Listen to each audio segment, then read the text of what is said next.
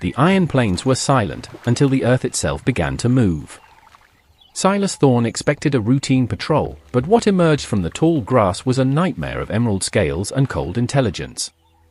A serpent of impossible size, a relic of a world long forgotten, has set its sights on Silas and his stallion, Apollo.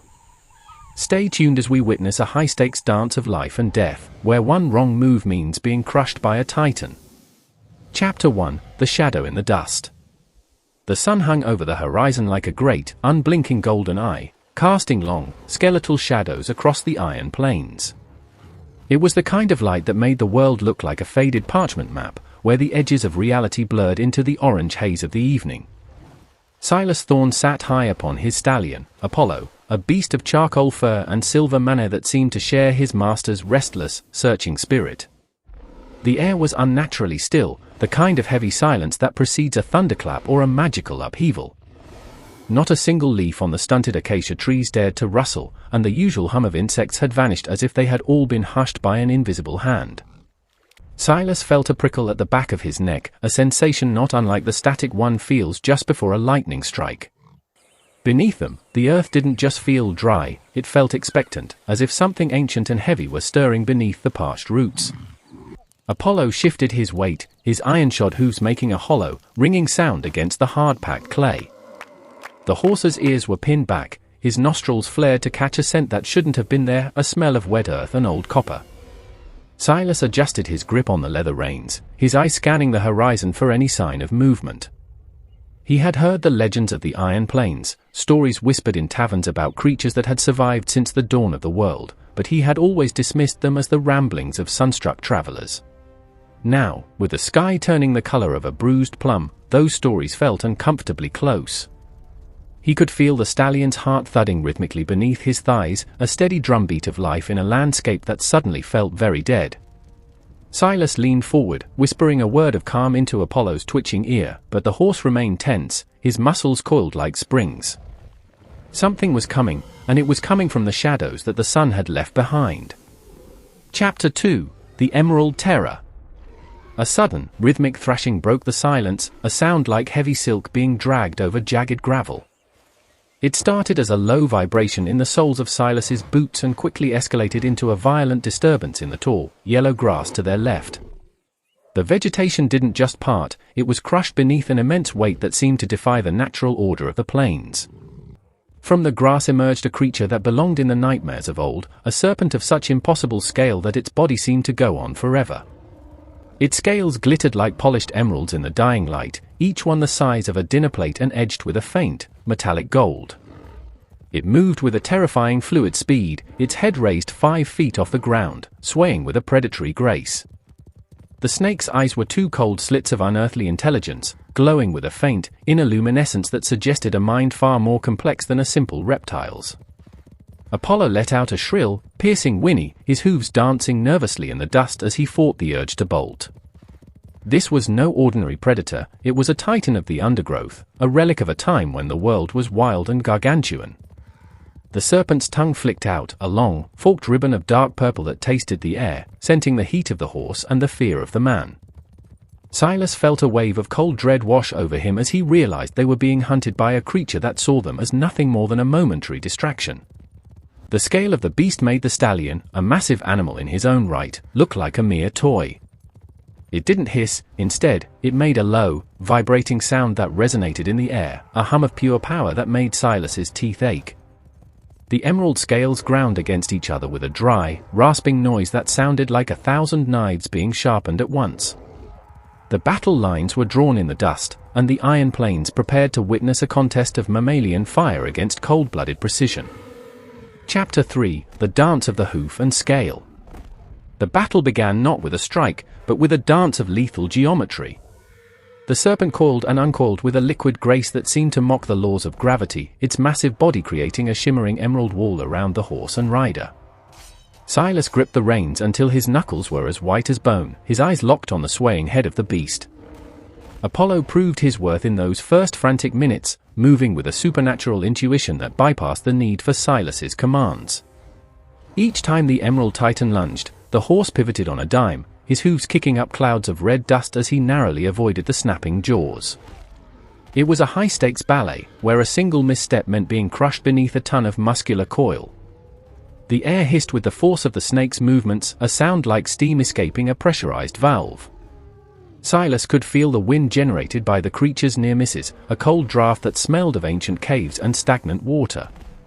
He realized then that they couldn't win by strength alone, they had to rely on the stallion's speed and his own ability to predict the serpent's next strike. The serpent changed its tactics, beginning to lash out with its massive tail, swinging it like a scythe through the tall grass. Silas had to duck low over Apollo's neck to avoid being swept from the saddle as the emerald tail whistled overhead. The horse's breathing was coming in ragged gasps now, the exertion of the constant maneuvering beginning to take its toll on his charcoal hide. Each lunge from the snake left a deep furrow in the earth, the force of its strike enough to shatter stone. Silas felt a strange sense of awe amidst his terror. There was a terrible beauty in the way the creature moved, a perfection of design that had remained unchanged for millennia. But he knew that if they didn't find an opening soon, Apollo's legs would eventually tire, and the dance would end in their destruction. Chapter 4: The Titan's Grip. Just as the last sliver of the sun dipped below the horizon, the serpent made its move. It didn't strike for the rider's chest as Silas had expected, instead, it sought to anchor the horse's foundation. With a speed that mocked the human eye, the creature threw a loop of its massive, muscular body around Apollo's hind legs, the emerald scales grinding against the stallion's hide with a sickening, metallic rasp. Silas felt the world tilt violently as Apollo stumbled, his hindquarters pulled toward the earth by the immense weight of the coil. The stallion let out a panicked, guttural sound, his front hooves pawing the air as he fought to stay upright. The serpent didn't wait, it began to tighten the loop, a slow and deliberate constriction that seemed to squeeze the very air from the clearing. The power of the squeeze was immense. Silas could hear the leather of the saddle creaking and the horse's breath coming in short, frantic whistles. The emerald coils moved like living cables, each contraction pulling Apollo further into the serpent's embrace. Silas reached for his heavy steel blade, the metal catching the faint moonlight and gleaming with a desperate, silver light. He knew he only had one chance. If he struck at the head, the body would simply continue to constrict in a post-mortem reflex, crushing Apollo's legs before the brain realized it was dead. He had to sever the tension of the coil itself.